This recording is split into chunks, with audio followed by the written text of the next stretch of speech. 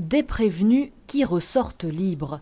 Un jour après le verdict des attentats du 13 novembre, la justice belge rend son jugement dans le dossier Paris bis, plus de 6 heures de lecture et au final, des peines plus faibles que ce qu'avait requis le ministère public pour les 14 prévenus. Le tribunal a fait preuve de beaucoup de nuances. Et au niveau de la rigueur dans l'appréciation des preuves, c'est un jugement qui est exemplaire.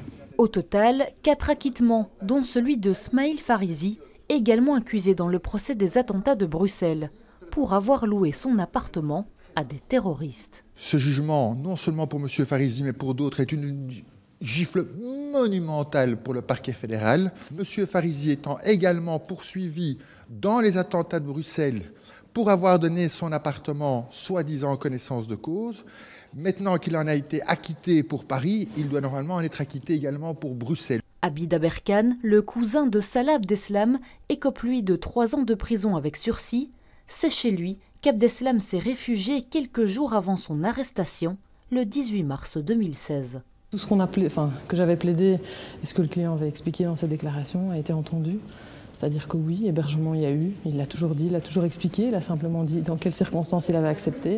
Mais tout le reste qu'on essayait de lui mettre sur le dos, eh bien tout le reste a été écarté. Ibrahim Abrini, le petit frère de Mohamed Abrini, l'homme au chapeau, bénéficie d'une suspension du prononcé, tout comme 2 autres prévenus. La suspension du prononcé, ça signifie que le tribunal reconnaît que le fait est établi, c'est donc une infraction qui est reconnue, mais qu'il n'est pas nécessaire, en tout cas, de prononcer une peine pendant un délai d'épreuve. Donc pendant un délai qui est fixé par le tribunal, il n'y a pas de peine prononcée. Clap de fin pour ce procès sur l'enquête belge des attentats de Paris. Le parquet fédéral a 30 jours pour faire appel.